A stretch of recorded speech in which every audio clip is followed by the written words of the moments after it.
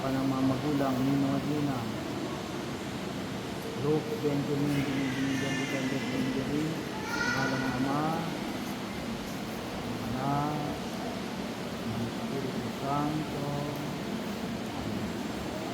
Ay po natin po. Ngayon na ganaman ng Diyos Ama ng ating Panginoon Kristo, ang muling pagsilang sa puso ng Espiritu Santo, ang pagkapain na langit kung nagpapakilala ng pagluto ng Espiritu Santo, kumuling sinilang sa binyag, maging matag na ang patang Diyos, ang ito sa Kristo Mahal.